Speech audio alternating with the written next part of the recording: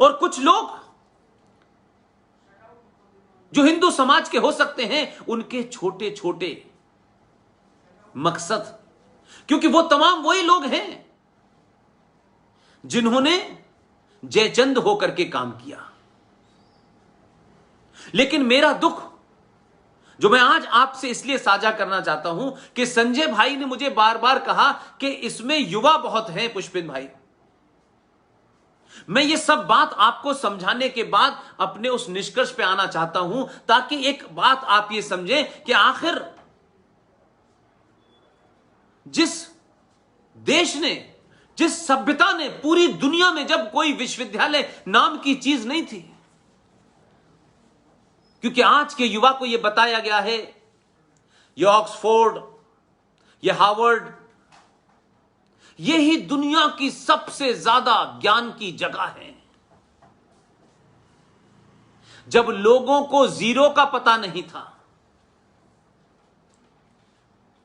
जब लोग तारों को कैसे, कौन सा तारा क्या है,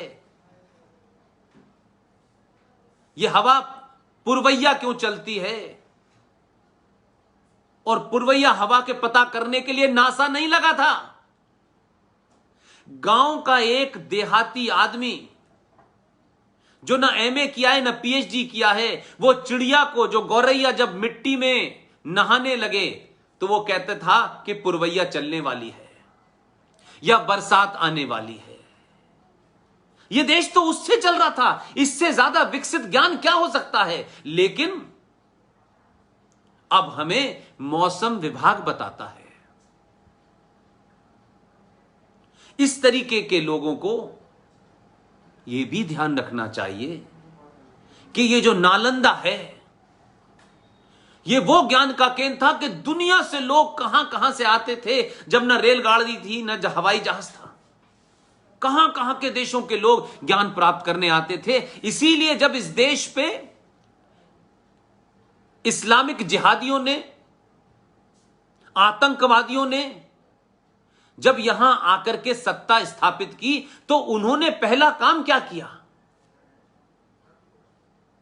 उस बख्तियार खिलजी को हिंदुस्तान में आके अपना राज स्थापित करना था, वो करता कोई दिक्कत नहीं थी। लेकिन उसने राज स्थापित किया और आपकी नालंदा विश्वविद्यालय में आग लगा दी, क्योंकि वो खुद जाहिल था और जहां से आया था वो बहुत बड़े जाहिल हैं, और पूरी दुनिया को जाहिल बनाना था। क्योंकि उनका कहना था कि अब एक किताब आ गई है और इस किताब के बाद हमें किसी दूसरी किताब की जरूरत नहीं है, क्योंकि हकीम लुकमान के सारे नुस्खे इस किताब में हैं, तो इसके बाद किसी किताब की क्या जरूरत है। तो नालंदा विश्वविद्यालय में 95 लाख किताबों में आग लगाई और महीनों आग जलती रही। तो सवाल सबसे बड़ा यह है कि आज 1947 के बाद के भारत पे जब मैं बात करता हूं, तो ये मेरी पीड़ा भी है, गुस्सा भी है कि आज का भारत, जो लोग सत्ता में हैं, इसलिए मैंने गुजरात के एक भाषण में कहा, जब समाज जागरूक होता है, जब समाज को अपने राष्ट्र के प्रति चिंता होती है, अपनी आस्थाओं की चिंता होती है, अपनी संस्कृति की चिंता होती है, परंपराओं की होती है, सरोकारों की होती है, वो समाज सत्ता पर दलालों को हटा करके ऐसे लोगों की स्थापना करता है जो राष्ट्र को बचाएं, जो राष्ट्र के तमाम जितने भी उनकी आस्थाएं हैं, तमाम जितनी भी परंपरा हैं, संस्कृति, उनको मजबूत करें। कुछ ऐसा एहसास लोगों को हुआ। इस एहसास ने आपको अगड़ों में, पिछड़ों में, ब्राह्मण में, ठाकुर में, दलित में, यादव में, इसमें, उसमें, ये जो आपको बांटा गया और आप बटे और आप डरे हुए थे, इसलिए आप बट गए, और बटने के बाद आपका सबने फायदा उठाया और उन्होंने अपने उन मंसूबों को आपकी बुनियाद और आपके कंधों पे रख करके अपने मंसूबे पूरे किए। लेकिन जब आपको यह समझ आया कि हम कौन हैं, क्या हम सिर्फ यादव हैं, क्या हम सिर्फ दलित हैं, क्या हम सिर्फ कुर्मी हैं? क्या हम सिर्फ शेड्यूल कास्ट हैं? जब आपने कहा हम ये नहीं हैं और आपको बोध हुआ, तो आपने अपने आप को, पहली बार आपको लगा हम सब सनातनी हैं। और जब आपको सनातन का बोध हुआ और जब आप इस जुमले, इस मक्कारी और झूठ से बाहर निकले जो आपके नेताओं ने, सामाजिक संगठनों ने अपनी राजनीतिक दुकान चलाने के लिए चलाए कि सारे धर्म बराबर हैं, जब आपकी यह चेतना जागी कि सारे धर्म नहीं हैं, धर्म सिर्फ एक है,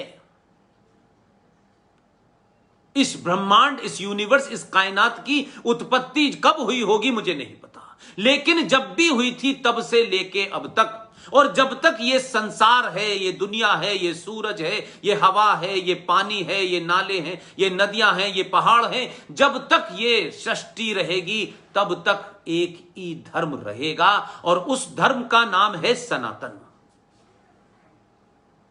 यानी आप कहें कि सनातन राष्ट्र है, सनातन संसार है। ये जो दुकानें हैं मजहब की, कोई 1400 साल पैदा हुआ है, कोई 2000 साल पहले पैदा हुआ है, इसका कोई पैगंबर है, इसकी कोई किताब है, इसमें ये करना है, ये नहीं करना है, ये करेंगे तो ये होगा, ये करना है, ऐसे ऐसे फैलाना है, ये किताबों वाले मजहबों ने पूरी दुनिया को गर्त में मिला दिया। इसलिए सनातन सिर्फ धर्म है और कोई दूसरा धर्म नहीं है, बाकी सब मजहब हैं। मजहब पैदा हुए हैं तो मजहब के मरने का भी दिन तय होगा। सनातन अनादि है, अनंत तक रहेगा। आप उसके वंशज हो जो सनातन को मानते हैं। सनातन माने साइंस, सनातन माने ये पूरी कायनात, आप उसके हिस्से हैं। इसलिए आपके संस्कारों में सब कुछ वही है। आप पेड़ की पूजा करते हैं, आप पीपल की पूजा करते हैं, आप तुलसी की पूजा करते हैं, आप गंगा को नदी नहीं गंगा मां कहते हैं, आप सूरज को प्रणाम करते हैं कि उसकी एनर्जी के बगैर ये चलेगी नहीं जिंदगी, आप अग्नि की पूजा करते हैं, आप वो सनातनी हैं। ये मंदिरों का कंसेप्ट भी बहुत पुराना नहीं है। इसलिए हमें यह समझना होगा, इन झूठे मक्कारों ने सत्ताओं पे बैठने के लिए इस देश के बहुसंख्यक सनातनी समाज को इतना कमजोर किया, इतना उसके अंदर इंफीरियरिटी कॉम्प्लेक्स और कुंठा बिठा दी कि वो कभी अपने पुरुषार्थ को न समझ पाए, अपने पुरुषार्थ को न जगा पाए, अपने इतिहास के हीरोज को न समझ पाए। वो बौनों को देखे, बौनों को पढ़े और बौना ही बनने की कोशिश करे। इसलिए हमने 70 साल में बौने पैदा किए, बौनों को सत्ताओं पे बिठाया और बौनों को हमने अपने देश की चाबी दे दी, तुम जैसा दिल चाहे चलाओ। तो उन्होंने क्या किया, मेरा अब यहां से जिस युवा से मेरी अपील है, मैं अब उस पाठ पे आता हूं। मैं आप सबसे एक बात ईमानदारी से पूछता हूं, और संजय भाई अगर आप मेरी बात सुन रहे हो तो इसको इशू बनाइए। इसलिए मैंने कहा, मेरा निजी तौर पे मेरा अपना स्वार्थ कुछ नहीं है। ये जो पूरा एक यात्रा चल रही है जिसमें आप सब जानते हैं कितने लोग हैं, चाहे वो RSN सिंह साहब हो, GD बख्शी हो, सुशील पंडित हो, कैप्टन सिकंदर रिजवी साहब हो, ललित अंबरदार हो, अंकुर शर्मा हो, प्रोफेसर कपिल कुमार हो, DGP विक्रम सिंह हो, ये तमाम सारे लोग जो हैं लगातार दिन रात बिना किसी सत्ता के लालच में, बिना किसी पाने की उम्मीद में, अपने जीवन को जीने के बाद उनको लगता है कि इस वक्त राष्ट्र सुनना चाहता है, और इस राष्ट्र को सुनाने के लिए 21वीं सदी का जो सबसे बड़ा आविष्कार है, जिसे पूरी दुनिया कहती है कि यह 21वीं सदी भारत की होगी, जो लोग कहते हैं उन्होंने ही भारत के लोगों की आवाज कैसे दूर तक जाए, कैसे कम्युनिकेशन के जो माध्यम थे, चाहे वो टेलीविजन था या वो रेडियो था या वो अखबार था, उस पर एक खास विशेष सोच के लोगों ने उस पर कब्जा कर लिया था। तो आम जनमानस, जो वो गांव में बैठा आदमी है, जो परिंदों की आवाज दोपहर में हो रही होती है और परिंदे यकायक छतों पे लौटना शुरू कर देते हैं, तो वो बता देता है कि भूकंप आने वाला है। वो आदमी वो मजबूत ना हो पाए, उसकी पहचान यहां हो पाए। इसलिए आपको साथ क्या क्या अपराध किए, मैं अब उसकी शुरुआत करता हूं। 15 अगस्त 1947 को मैं एक चीज जानना चाहता हूं। मैंने पढ़ा, किताबों में पढ़ा, जो किताबें हैं उसमें मैंने पढ़ा कि जब वंदे मातरम को लेकर के, जो वंदे मातरम इस आजादी का एक बहुत बड़ा ऐसा जोशीला नारा था जिसे लगा करके लोगों ने आजादी की लड़ाई में कूदे, जवान जवान लोगों ने अपनी जान न्यौछावर कर दी। लेकिन मैंने कहा कि मुगल चले गए, लेकिन उनकी नाजायज कन्वर्टेड औलादों ने इस देश के साथ जघन्य अपराध किया। मैं कुछ शब्द हार्श बोलता हूं इसलिए कि आज सच को सच में और उसी भाषा में बोलना चाहिए, क्योंकि आज की ग्रामर में आदर्श नहीं है, क्योंकि हमें आदर्श की किताबें नहीं पढ़ाई गई, हमें यही बताया गया। लिहाजा मेरी मजबूरी है कि मुझे बीच बीच में वही शब्द बोलने पड़ते हैं जिससे शायद बात पूरी ताकत के साथ, बात पूरी पैनेपन के साथ आपके गले उतरे। हमको क्या बताया गया कि साहब वंदे मातरम से बड़े सारे लोगों को तकलीफ है कि वंदे मातरम में देवी देवताओं के नाम आते हैं और उससे मुसलमानों की भावनाएं जो हैं वो ठेस पहुंच जाती हैं। ये 1947 और 1937 और 1927 की बात कर रहा हूं। और कौन थे? 37 की बात कर रहा हूं जब मुस्लिम लीग थी। 40 में मुस्लिम लीग ने लाहौर में रेजोल्यूशन पास किया 23 मार्च को कि पाकिस्तान बनेगा। 37 में वो मुस्लिम लीग का लीडर है, भारत में रह रहा है, पाकिस्तान बनाना चाहता है, लेकिन उसे वंदे मातरम पे एतराज है।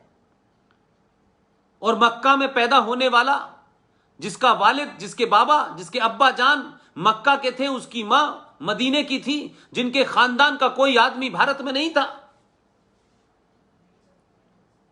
वो मक्का में पैदा होता है 1888 में, और 1902 में भारत आ जाता है। उसके माता पिता लेके आते हैं। कहीं सुना है आपने लोग अपनी संस्कृति, अपने संस्कारों वाली जगह जाते हैं या ऐसी जगह जाते हैं जहां उनके संस्कृति संस्कार मिलते ही नहीं है? और वो आया, उसके मां बाप उसे लेकर के कलकत्ता आ गए, और कलकत्ता में 1902 में वो भारत आए और 1906 में मुस्लिम लीग बनी और सारा स्टेज सेटल हो गया कि किस तरीके से जो खिलाफत मूवमेंट था उसको भारत में कैसे स्थापित किया जाए। उसका कुछ रंग अलग होगा, उसकी कुछ स्टाइल अलग होगी, उसके चेहरे अलग होंगे, वो किसी और खिलाफ में आएगा, वो किसी और अच्छे से सुंदर पैकिंग में दिया जाएगा, लेकिन एजेंडा वही था। तो 1888 में 1888 में मक्का में पैदा होने वाला एक शख्स 1902 को भारत आया, 1906 के अंदर मुस्लिम लीग बनी और आजाद हुआ भारत 1947 में। लेकिन राजनीति देखिए, लोग अपने कैसे मिशन मोड पे आए थे। इसलिए हम आज के युवाओं से, सनातनी युवाओं से कहता हूं, अपने जीवन को मिशन मोड में नहीं लाएंगे आप, तो भारत राष्ट्र को अंदर से खोखला करने वाली ताकत कामयाब होंगी। क्योंकि अंदर भी लोग हैं, बाहर भी लोग हैं, बॉर्डर पे भी लोग हैं, कश्मीर में भी हैं, केरला में भी हैं, मालदा में भी हैं, अलीगढ़ में भी हैं, रामपुर में भी हैं। पूरे देश में हमारी और सुशील पंडित और तमाम सारे लोगों की स्थिति ये कहती है, जो हमारी स्टडी है वो ये बताती है, 500 से ज्यादा कश्मीर बन चुके हैं। एक कश्मीर में से कुछ हटाने से, कुछ बढ़ाने से संवैधानिक तौर पे तो कुछ हुआ है, लेकिन हमारे सोने से यह स्थिति हो गई है। इसलिए मेरी आपसे विनती है युवाओं, यह सवाल नहीं पूछा जाना चाहिए कि जिस समय में डॉक्टर राधाकृष्णन जैसा विद्वान वो मौजूद हो और उनके पास ज्ञान का भंडार हो, हम कितने भोले हैं कि सत्ता पर बैठने वाले लोगों को डॉक्टर राधाकृष्णन जैसा महान ज्ञानी आदमी, उसे भारत का पहला शिक्षा मंत्री नहीं बनाया। एक अनपढ़ जाहिल, न किसी स्कूल में गया, न किसी कॉलेज में गया, न किसी यूनिवर्सिटी में गया, एक मदरसे से निकलने वाले आदमी को भारत का पहला शिक्षा मंत्री बनाया, जिसका नाम भी अपने आप में विवादास्पद है। उस नाम के बारे में भी अगर आप सोचेंगे तो आपको लगेगा कि यह हमसे छुपाया क्यों गया। छुपाया तो गया, लेकिन आपने भी मेरे भाई लोगों पढ़ने की और उसको खोजने की कोशिश नहीं की। इसलिए अगर आज यह मीनार हिल रही है, अगर ये राष्ट्र रूपी भारत की जड़ों को कहीं हमें हल्का सा जलजला महसूस हो रहा है, तो इस जलजले का तो इलाज करने के लिए आपने राज्य की सत्ता में जिन लोगों को बिठाया है, वो जो कर सकते हैं कर रहे हैं। लेकिन अगर इसकी जड़ में कुछ नीम के अंदर कुछ ईंटें खोखली रख के लोग गए हैं कि हमारे जाने के 100 साल के बाद ये बिल्डिंग गिर जाएगी, उनको जानना जरूरी है। अगर आप इस खोखली और कमजोर इमारत के ऊपर एक और घर बना करके, हो सकता है कि आपके जीवन में आपके परिवार की पूरी पीढ़ी कट के चली जाए, लेकिन एक राष्ट्र के रूप में वो कभी भी मजबूत नहीं हो सकती। मेहनत का काम है, तकलीफ का काम है, लेकिन अगर सही माने में राष्ट्र से प्यार करते हो, इस राष्ट्र को बचाना चाहते हो, इस संस्कृति, इन परंपराओं को बचाना चाहते हो, जो संस्कृति पूरी दुनिया में अपनी संस्कृति के कारण जानी जाती है, और पूरी दुनिया आपको उसी संस्कृति, उन्हीं सभ्यताओं और उन्हीं संस्कारों के कारण आपका लोहा मानती है। आपको 1947 के बाद के भारत से कोई नहीं जानता। उस मक्कार, उस मुनाफिक शिक्षा मंत्री का नाम, जिसे आप सिर्फ मौलाना अबुल कलाम आजाद कहते हैं। यह सोचा कभी आपने, एक विदेशी जिसका भारत की संस्कृति से कोई लेना देना नहीं था और आजाद भी हुआ, तो वो शिक्षा मंत्री बना, जो शिक्षा पूरे आपके देश के, आपके समाज के चरित्र को बनाती है, जो आपके बच्चे के अंदर जहन में आपके राष्ट्र के प्रति राष्ट्र भावना जगाती है। वो आदमी कौन था? जिसका नाम था मौलाना अबुल कलाम आजाद। अब इस बहरूपिये को देखिए, इस बहरूपिये को भी बचाने के लिए कैसे काम किए गए। इसका नाम बताया गया कि यह आदमी मौलाना अबुल कलाम आजाद है, और हमारे सारे साथी, हमारे दोस्त, मैं बार बार उनसे कहता हूं कि ये 21वीं सदी है। आज आपको तर्कों से, लॉजिक से, रेफरेंस से अगर आप बात नहीं करेंगे तो आपकी बात पे कोई यकीन नहीं करेगा। और इसलिए मैंने कहा कि जो राष्ट्रवादी ताकतों ने इतिहास की चीजें लिखी हैं, उनका भी थोड़ी देर के लिए रेफरेंस मत दीजिए, क्योंकि आप पे यह आरोप लगेगा कि जो इस्टेब्लिश महान इतिहासकार जो पैदा थे, उन्हीं में से कुछ निकालना है और उनको इतना कॉर्नर करना है कि न सिर्फ उनकी बोलती बंद आ जाए, बल्कि उनकी आने वाली नस्लों को यह एहसास हो जाए कि भारत का 21वीं सदी का युवा, 21वीं सदी का सनातनी जाग गया है। अब वो आपको छोड़ने वाला नहीं है। आपको चौराहे चौराहे, गली गली, मोहल्ले मोहल्ले, यूनिवर्सिटी में आपको घेरेगा और इस बात से नहीं डरेगा कि अध्यापक जी अगर नाराज हो गए तो फेल कर देंगे, क्योंकि डिग्री मिलने से नौकरी मिल सकती है, डिग्री मिलने से राष्ट्र नहीं बचेगा। और ये डिग्रियां किसी काम की नहीं है, इन डिग्रियों से राष्ट्र नहीं बचता। इसलिए उस मक्कार आदमी ने 4 नाम रखे, और ये मैं नहीं कह रहा, उस मौलाना अबुल कलाम आजाद ने, जिसका 1958 में देहांत हो गया था, खुद एक किताब लिखी। उस किताब का नाम है इंडिया विंस फ्रीडम।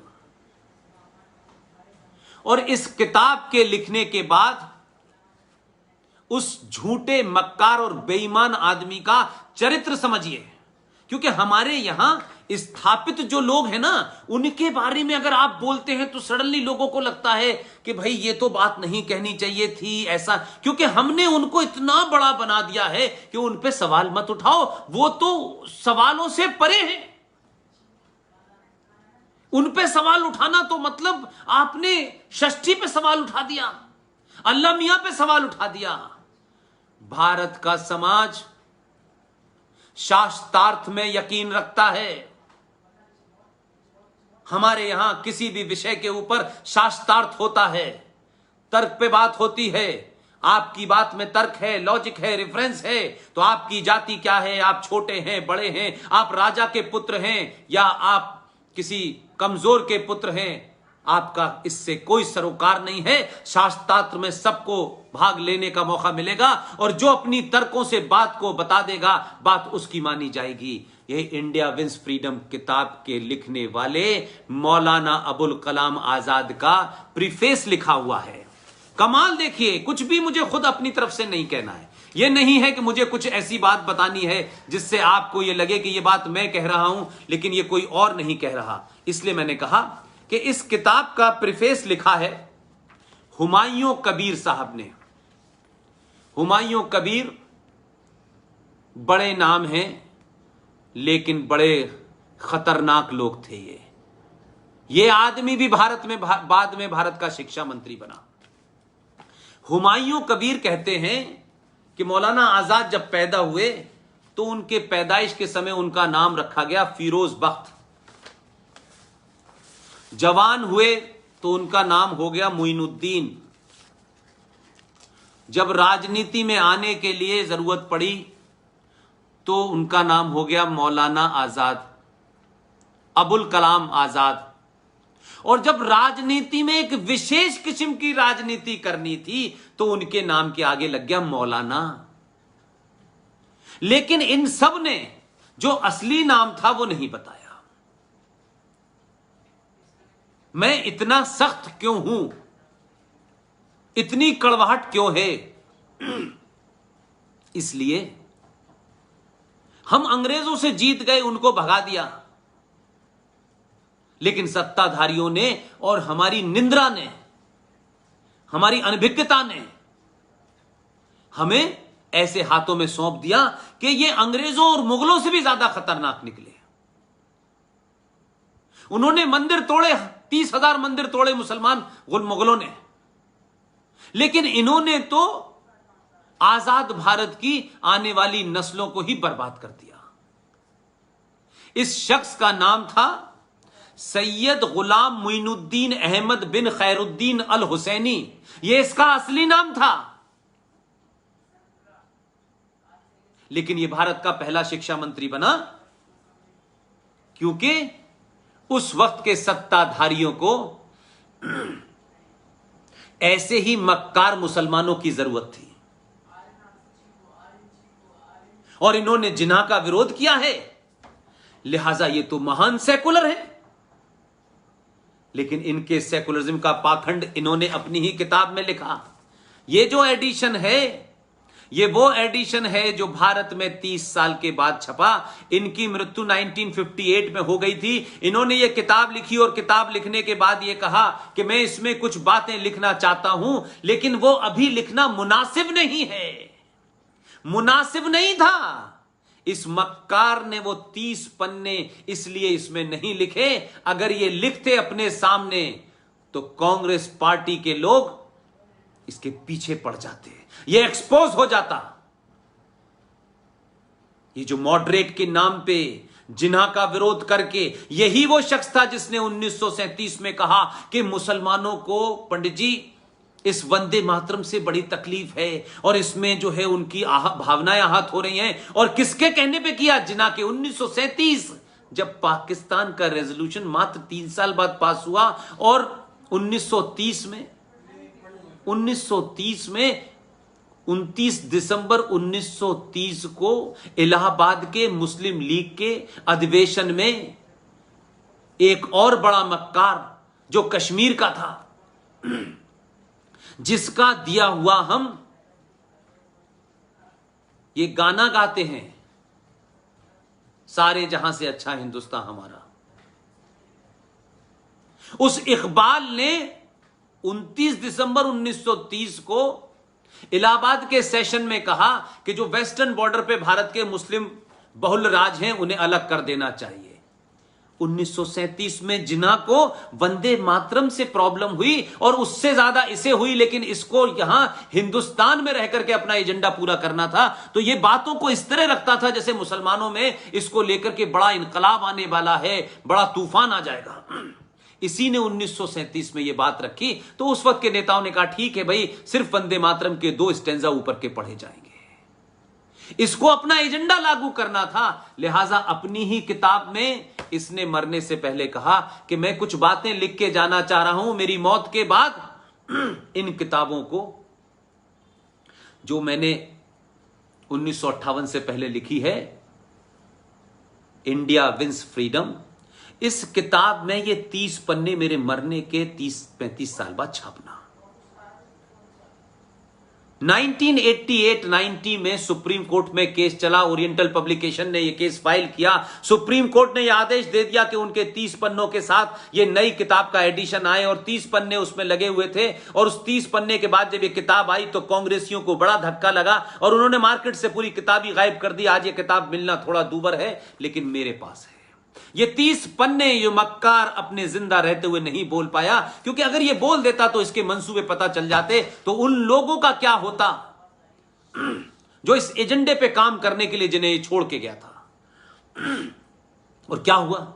इस 30 पन्नों का निचोड़ है, Jinnah was right, Nehru was wrong.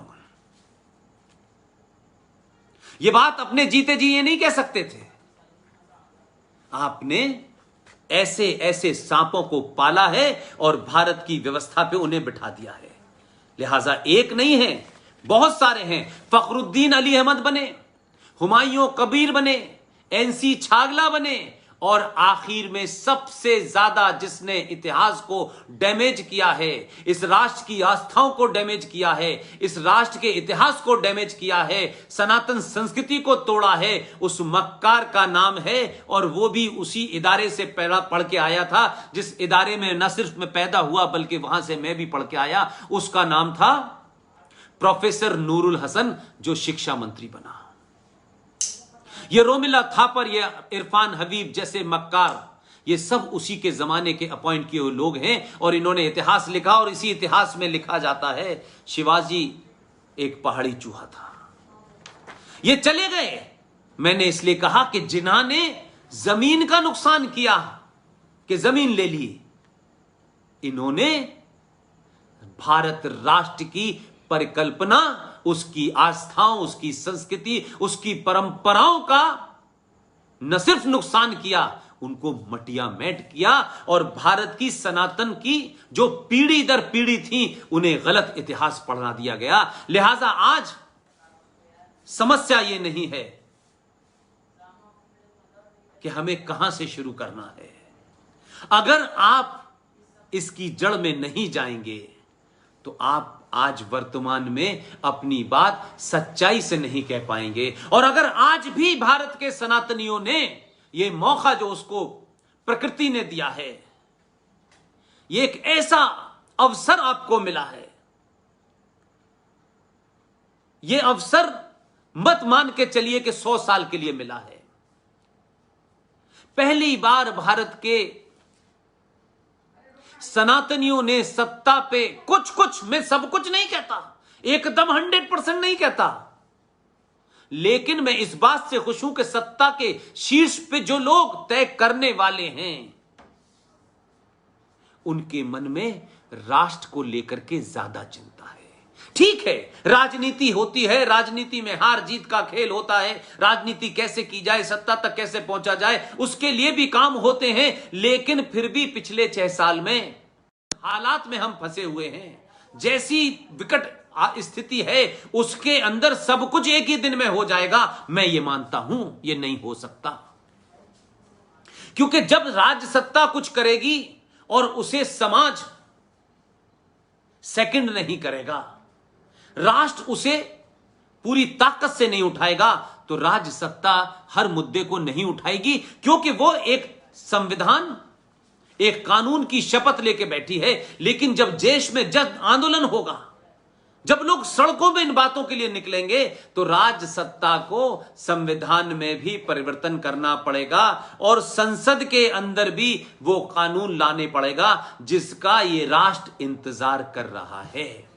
इसलिए आज के युवा से मेरा सिर्फ इतना कहना है, मुद्दों को उठाएं, तथ्यों के साथ उठाएं, पूरी ताकत के साथ उठाएं और किसी से न डरें।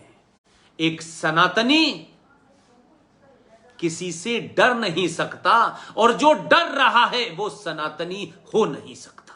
वो कुछ भी हो जाए, सनातनी नहीं हो सकता। इसलिए कि डर उसको लगता है जिसको ये चिंता हो कि मैं रहूंगा या नहीं रहूंगा। तुम प्रकृति के हिस्से हो, तुम्हारा आना और तुम्हारा जाना तय है। जहां कभी समुंदर थे वहां रेगिस्तान था, जहां रेगिस्तान है वहां समुंदर है, जहां मैदान थे वहां पहाड़ हैं। हजारों साल में ये चीजें होती रहती हैं, लेकिन पहाड़ इस डर से कि हजारों साल बाद मैं रहूंगा या नहीं रहूंगा, अपनी प्रवृत्ति को नहीं बदलता, अपने ताकत को नहीं बदलता, अपनी पहचान को नहीं बदलता। हजारों चीजें गिरती रहती हैं, वर्षा होती है, तूफान आते हैं, लेकिन पहाड़ पहाड़ रहता है। नदी अपनी प्रवृत्ति को नहीं बदलती, रास्ता बदल देती है, लेकिन प्रवृत्ति को नहीं बदलती। इसलिए आप आए हैं तो किसी मकसद से आप इस देश में एक ऐसे समय में, आपके अंदर वो युवा का काल आपका है, जब आपके बड़े, आपसे बड़े, हमारे उनसे भी ज्यादा बड़े लोग इन बातों को चौराहे चौराहे, गली गली रख रहे हैं। और दूसरी बात आपको बताना चाहता हूं, ये जो राष्ट्रवाद है, जो राष्ट्रवादी ताकतें हैं, मैं किसी के बारे में नहीं जानता, बहुत ज्यादा मेरा ज्ञान नहीं है। आप सब जानते हैं मेरी पैदाइश कहां हुई है और मैंने क्या पढ़ा है। मैं किसी एक एजेंडे पे चीजों को जानता हूं, बाकी मैं किसी पे ना कोई अच्छी टिप्पणी करता हूं ना बुरी टिप्पणी करता हूं, क्योंकि मैं जानता नहीं। लेकिन मैं ये मानता हूं कि लोग अपनी अपनी क्षमताओं के हिसाब से काम कर रहे हैं। लेकिन मेरा आपसे कुछ और कहना है। आप सब कुछ अपने जीवन में करिए जो आप करना चाहते हैं, लेकिन आप बनना क्या चाहते हैं यह तय करें। जिस दौर में आप आए हैं, उस दौर में हजारों साल की हमारी परंपराएं,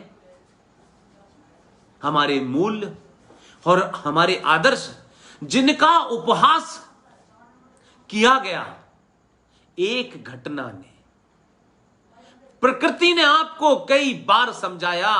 बाढ़ आई, तूफान आया, सुनामी आई, आप नहीं समझे।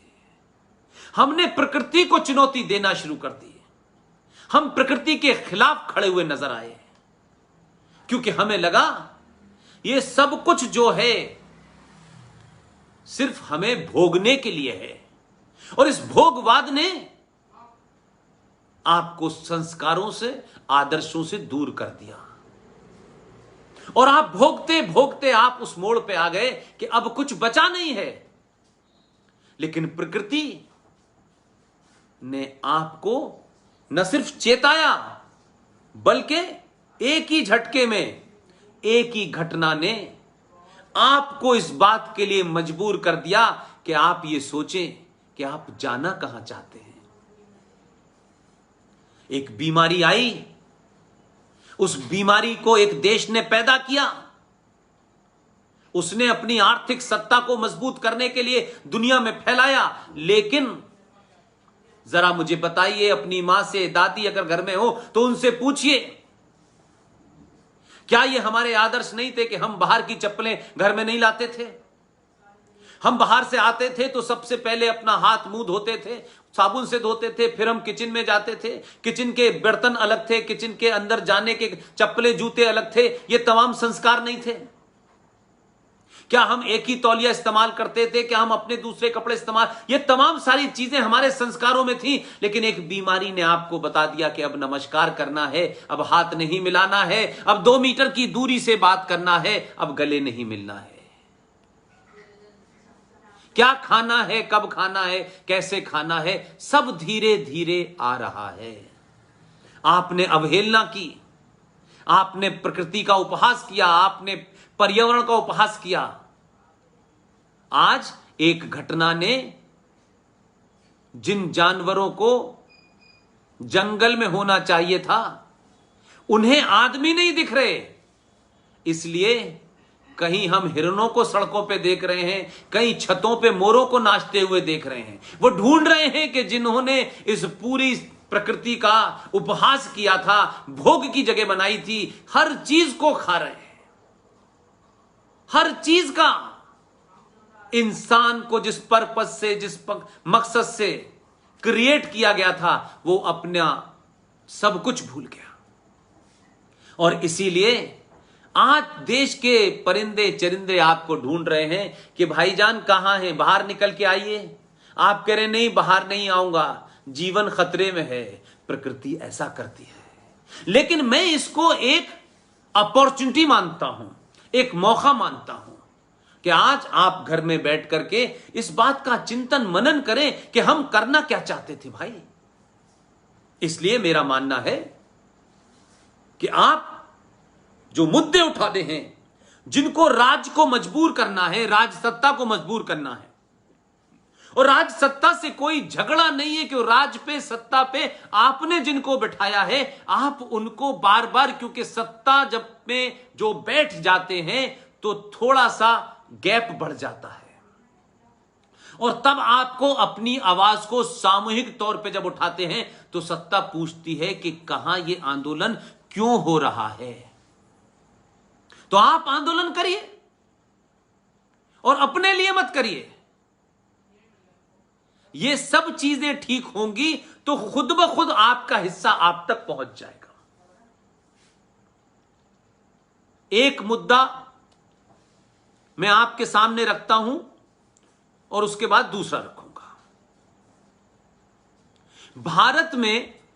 भारत के संविधान में यकायक सत्ताधारियों को अपनी सत्ता बचाने के लिए लगा कि भारत के संविधान के अंदर जो उसका प्रियम्बल है, जो कि अक्षुण्ण है, जिसको छुआ नहीं जा सकता, जिस पे कोई डिबेट नहीं हो सकती, आप उसको भी छेड़ सकते हैं। 1976 में जघन्य अपराध है ये। आप ये नहीं कह सकते कि आपके पास सत्ता थी तो आपने भारत का प्रियम्बल, क्योंकि आपके भारत का प्रियम्बल और आपके भारत का संविधान जो है वो मूल रूप से इंग्लैंड से आया है। इंग्लैंड के संविधान के फर्स्ट पृष्ठ पर, जिसे वो प्रियम्बल कहते हैं, उसकी कॉपी मेरे पास है। इसी प्रियम्बल के बाद ये भारत के ओरिजिनल संविधान, जिसकी दुहाई ये दी जाती है बाबा साहब अंबेडकर का जो संविधान है, उसे ये हिंदूवादी ताकतें, ये हिंदूवादी सरकारें समाप्त कर देंगी। और ये कौन कह रहा है? जिन्होंने बाबा साहब अंबेडकर के संविधान के प्रियम्बल में बिना किसी बहस के बदलाव कर दिया, जिन्होंने बाबा साहब अंबेडकर के संविधान में 150 बार संशोधन कर दिया, वो लोग कहते हैं कि देखिए ये जो ताकतें आई हैं, ये नाथूराम गॉडसे वाले लोग हैं, ये इसके लोग हैं, वो ये कहकर के वो आपको डराते हैं ताकि उनकी मक्कारियां और शैतानियां जो उस संविधान में उन्होंने की हैं उसकी तरफ आपका ध्यान न जाए। इसमें एक बहुत खास बात लिखी हुई है। ये जो इंडियन इंडिपेंडेंस एक्ट 1947 इंग्लैंड के संविधान का पहला पेज है, इस सब के बाद आखिर में एक छोटा सा इसमें वर्ड लिखा हुआ है। इसमें लिखा हुआ है स्टेटस, 2 डॉट लगे हैं और उसके बाद लिखा है स्पेंट। मैंने जब इसका कुछ संविधान के जानकारों से पूछा इसका क्या मतलब है, उन्होंने कहा कि ये जो प्रियम्बल है इसका स्टेटस अनंत हो गया, अब इसमें कुछ भी बदला नहीं जा सकता।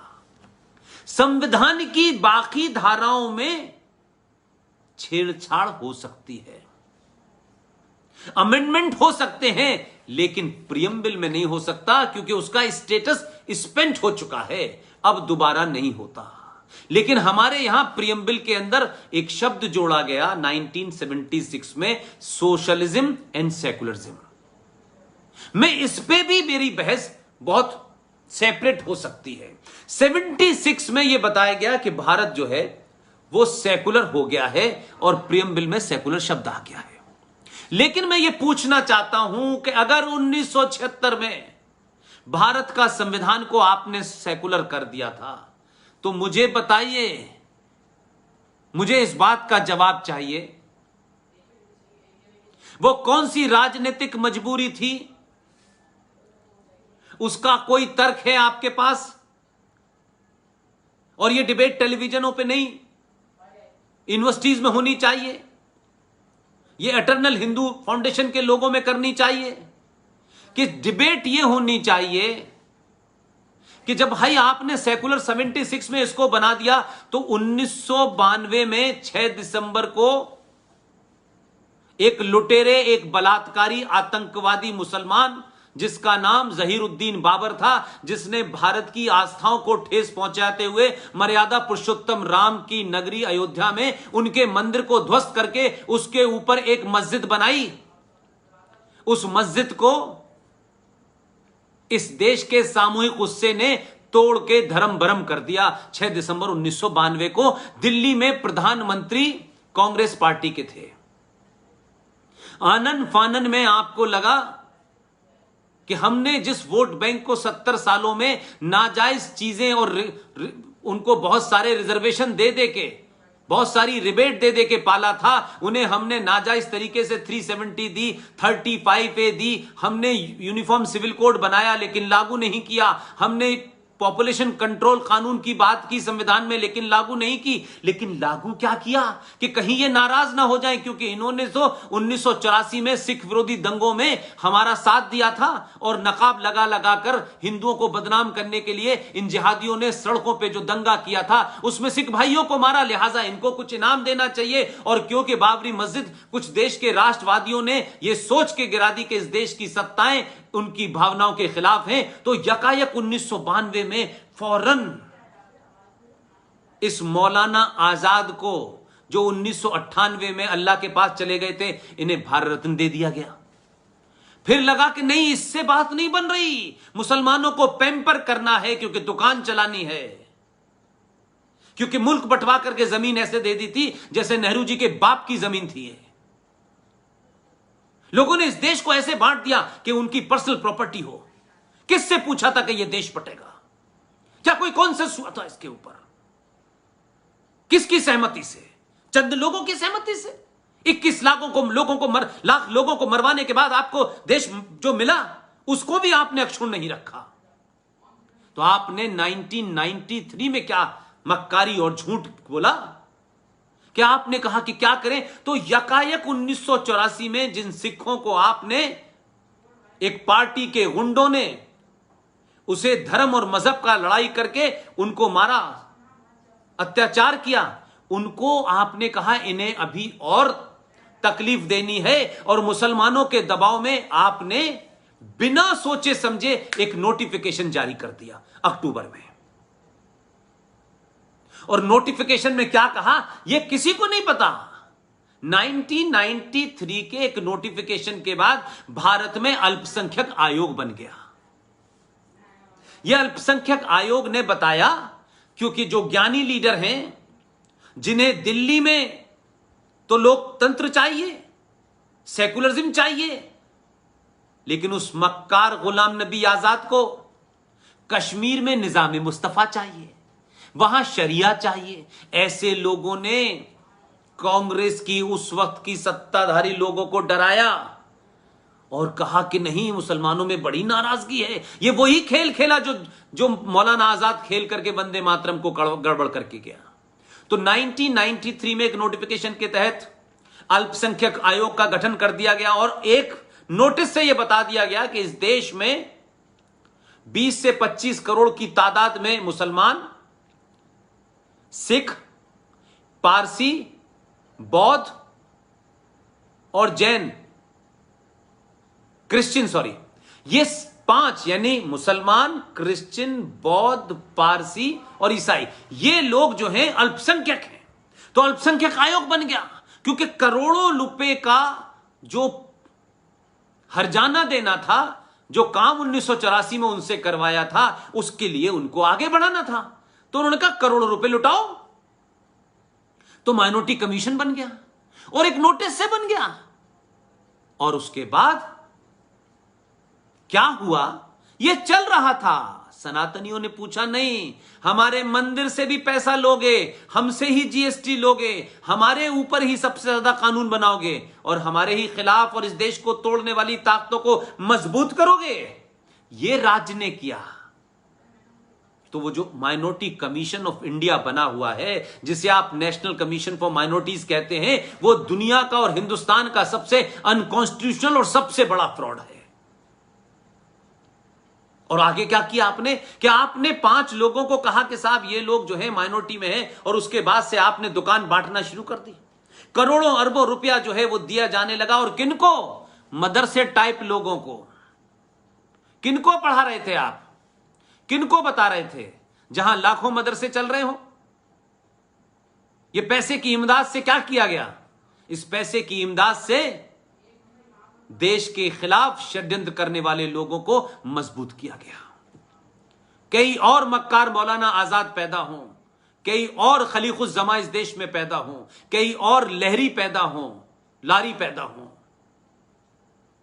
कई और प्रोफेसर नूरुल हसन और फखरुद्दीन पैदा हों। यह उसके लिए किया गया। लेकिन सवाल यह नहीं है, सवाल यह है कि हमारे मित्र ने जब इस पे एक आरटीआई डाली और सरकार से यह पूछा कि भाई ये कौन माइनॉरिटी में है और कौन माइनॉरिटी में नहीं है, ये बताएं, तो पता ये चला कि सरकार के पास इसका कोई कागज ही नहीं है। किसने तय किया माइनॉरिटी क्या है, किस डेफिनेशन के तहत, पता ही नहीं चला। लिहाजा उनको माइनॉरिटी बना दिया गया। लेकिन उसके बाद में दूसरा जघन्य अपराध यह किया गया कि हर राज्य में माइनॉरिटी कमीशन बन गया, वहां भी माइनॉरिटी के लिए है। तो शायद हमने यह सोचा कि राज्य में जो माइनॉरिटी कमीशन बनेगा वो उस राज्य में माइनॉरिटी मेजॉरिटी के हिसाब से चलेगा। लेकिन कमाल की बात देखिए, अरबों खरबों रुपया दिया जा रहा है, करोड़ों रुपए का हर बार बजट बढ़ा दिया जाता है। कोई पूछता है ये कहां जा रहा है बजट? कोई नहीं पूछता। लेकिन वो बजट बढ़ा करके हर राज्य में एक माइनॉरिटी कमीशन है। लेकिन 2011 का जो जनगणना है, जो सेंसस है, वो ये कहता है भारत राष्ट्र के अंदर, भारत राज्य के अंदर 8 राज्यों में हिंदू माइनॉरिटी में है। यानी उसकी एक ही मिसाल है कमाल की कि लक्षद्वीप के अंदर 2% हिंदू है और 98% मुसलमान है, लेकिन यह नोटिफिकेशन क्या कहता है कि 98% मुसलमान माइनॉरिटी में है और वहां जो 2% हिंदू है वो मेजॉरिटी में है। तो राज्य का जो अल्पसंख्यक आयोग है वो 98% मुसलमानों को माइनॉरिटी कहकर के पैसा देता है और 2% हिंदू को वहां माइनॉरिटी नहीं समझा जाता। यानी ही करोड़ों रुपया हर राज्य के अल्पसंख्यक आयोग से जाएगा और केंद्र से अरबों करोड़ों रुपया जाएगा। भैया कौन सा कानून है? और अफसोस यह है कि भारत के पूर्व चीफ जस्टिस ऑफ इंडिया कि भैया आपने कहा कि 3 महीने के अंदर इसके ऊपर आपको इसकी परिभाषा तय करनी है, लेकिन वो रिटायर हो गए। अब नए जज ने कहा कि नहीं, अब इसकी जरूरत नहीं है, अब आप राज्यों में जाइए। तो आपकी लड़ाई को बढ़ा दिया। तो एक मुद्दा तो मेरा यह है कि ये जो अल्पसंख्यक आयोग है ये इल्लीगल है, अनकॉन्स्टिट्यूशनल है। इसलिए इल्लीगल है और इसलिए अनकॉन्स्टिट्यूशन है कि कॉन्स्टिट्यूशन की जो भावना है सेकुलरिज्म की उसके खिलाफ है। दूसरा मुद्दा यह है कि भारत के अंदर वंदे मातरम को लेके 1937 के अंदर विवाद हुआ था। 1937 का कोई समझौता आजाद भारत के ऊपर लागू नहीं होगा और भारत की आजाद भारत में जो आजाद खंडित भारत मिला, उस खंडित भारत में जब मध्यरात्रि में भारत की आजादी की घोषणा की जा रही थी, उस वक्त सरदार पटेल ने एक शख्स को चिट्ठी लिखी और उस शख्स का नाम था पंडित ओमकार नाथ ठाकुर। बहुत बड़े संगीतज्ञ थे, बहुत बड़े संगीतज्ञ थे। उनसे कहा कि आपको भारत की पार्लियामेंट में मध्यरात्रि को वंदे मातरम गाना है। मैंने इसलिए कहा कि 15 अगस्त से जो चीजें होंगी वही आजाद भारत में मान्य होंगी। कोई जिहादी दूसरे जिहादी को अपीज करने के लिए 1937 में किसने किससे क्या समझौता किया, वो 2 लोगों के बीच में समझौता हो सकता है, 2 पार्टियों में समझौता हो सकता है, वो भारत राष्ट्र का समझौता नहीं माना जाएगा। इसलिए पंडित ओमकार नाथ ठाकुर को सरदार पटेल ने 14 अगस्त 1947 को एक तार भेजा। ओमकार नाथ ठाकुर साहब उस वक्त मद्रास में थे और उनको जब तार मिला तो उन्होंने पूछा कि बताइए क्या करना है। सरदार पटेल ने कहा कि आपको आजाद भारत की खंडित सभा में आकर के वंदे मातरम गाना है। मैं ओमकार नाथ ठाकुर जैसे महान संगीतकार के उनके संगीत को मैंने नहीं सुना, लेकिन उस जैसे देश प्रेमी राष्ट्र प्रेमी आदमी को मैं सलूट करता हूं कि उन्होंने कहा मैं आऊंगा, वंदे मातरम गाऊंगा, लेकिन खंडित भारत में मैं खंडित वंदे मातरम नहीं गाऊंगा, 9.5 मिनट का 22 पंक्तियों का ही गाऊंगा। सरदार पटेल ने कहा आप आइए, वो आए, उन्होंने पूरा 9.5 मिनट का वंदे मातरम गाया। इसलिए मैं कहता हूं कि आज इन मुद्दों को सड़कों पे लाइए। देश के व्यवस्था और सत्ता में आतंकवादी जिहादियों ने आपकी सत्ताओं को डरा करके, धमका करके, लालच में जो कानून और जो व्यवधान किए हैं उसको हटाइए, तब होगा। क्योंकि आप ही के संविधान में यूनिफॉर्म सिविल कोड लगा है। यहां जो लोग बैठे हैं शाहीन बाग पे, वो संविधान का और बाबा साहब की बड़ी तस्वीर लेके बैठे हैं। उन्हीं से कहिए कि संविधान में यूनिफॉर्म सिविल कोड भी लिखा है। उन्हीं से कहिए कि राज्य सरकारों को और केंद्र सरकार को यह निर्देश दिया गया है कि जनसंख्या नियंत्रण कानून लाएं। सन 76 से क्यों नहीं आया? यह सरकार आपकी है, आपने बनाई है, इस राष्ट्र के लिए बनाई है। उसको ज्यादा से ज्यादा ताकत में पहुंचकर इन मुद्दों को उठाएं और इनको सड़कों पे लाएं, ताकि देश को पता चले कि भारत का युवा क्या कर रहा है। मैं समझता हूं कि मैंने काफी समय आपका ले लिया है। मुझे कोई आधे घंटे बाद अमेरिका के अंदर एक इंटरव्यू है मेरा 9 बजे से, मुझे वो भी करना है। मुझे लगता है कि मैंने बहुत सारी बातें हटाई हैं। ये रिजर्वेशन की जो बात है कि भारत के संविधान में रिजर्वेशन की बात कही गई थी, तो उसके साथ में यह भी बताएं कि वो 10 साल के लिए कही गई थी। और आखिर में युवाओं को फिर मैं एक प्रेरणा के लिए बात कहना चाहता हूं कि अगर आजाद भारत में कोई एकमात्र लीडर था जिसे भारत का राष्ट्रपिता बनना चाहिए था, उस ईमानदार, उस बेबाक, उस निडर आदमी का नाम था डॉक्टर भीमराव अंबेडकर। डॉक्टर भीमराव अंबेडकर से ईमानदार कोई आदमी नहीं होगा। उन्हीं ने कहा था कि यह रिजर्वेशन 10 साल के लिए है। यह बाद में आपके नेताओं ने अपनी सुविधा के लिए बढ़ाया। लिहाजा भीमराव अंबेडकर की किताब है पार्टीशन और पाकिस्तान और पार्टीशन ऑफ इंडिया। इस किताब को पढ़ें। जो लोग भीमराव अंबेडकर की तस्वीर लेकर के शाहीन बाग पे बैठे हैं, उन्हें पता चलेगा कि भीमराव अंबेडकर ने इस्लाम के बारे में क्या कहा है, मुसलमान के बारे में क्या कहा है। ऐसे ऐसे शब्द कहे हैं जो कहीं सुनने को नहीं मिलेंगे। उनको भी बताइए, ताकि ये जय भीम और जय मीम से कुछ लोगों को लगता है कि सनातनियों के खिलाफ हम किसी को खड़ा करेंगे, तो उनकी गलतफहमी दूर कर दें। आप लोगों ने मेरी बात को बड़े धैर्य के साथ सुना, और एक बार फिर एटर्नल हिंदू से जुड़े हुए तमाम सारे लोग, जिनको मैं प्रत्यक्ष या अप्रत्यक्ष रूप से जानता हूं और जिनको नहीं जानता हूं, उन सब ने मुझे मौका दिया, बोलने का मौका दिया। तो आज युवाओं का दायित्व यही है कि वो ऐसे मुद्दों को उठाएं और दिग्भ्रमित न हो। चाहे वो CAA का मामला हो, चाहे वो यूनिफॉर्म सिविल कोड का मामला हो, चाहे वो जनसंख्या नियंत्रण का मामला हो। क्योंकि अगर आपने जनसंख्या पे नियंत्रण नहीं किया तो वोट के अंदर पंचर जोड़ने वाले की और अब्दुल कलाम की भी एक ही वोट की ताकत होती है। पंचर जोड़ने वाले पैदा हो रहे हैं, APJ अब्दुल कलाम नहीं पैदा हो रहे। लिहाजा अगर गिनती का खेल है तो दुनिया में जहां जहां लोकतंत्र है, उसी का रास्ते से जिहादी ताकतों ने वहां की डेमोग्राफी बदली है, वहां की पॉलिटिक्स बदली है। और सत्ता पे काबिज होने के बाद आज पूरे यूरोप में जो नंगा नाच हो रहा है, ये वही ताकतें हैं। तो मैं समझता हूं हमें समझना चाहिए कि 11,000 फीट के ऊपर जाकर के अगर कृष्ण का नाम लिया जा रहा है, सुदर्शन चक्र का नाम लिया जा रहा है, तो हम समझें कि हमने सत्ता पे कैसे लोगों को बिठाया है। उनकी भाषा को समझें, उनके इशारों को समझें, क्योंकि वो संविधान की शपथ पे लेके बैठे हैं। ये सही समय है, पूरी ताकत से अपने आप को मजबूत रखें, डर को अपने पास आने न दें और उन मुद्दों को उठाएं जिससे राष्ट्र मजबूत हो। आप सबका बहुत बहुत धन्यवाद। संजय शर्मा भाई, आपका बहुत बहुत धन्यवाद, आपने मुझे मौका दिया। Thank you very much.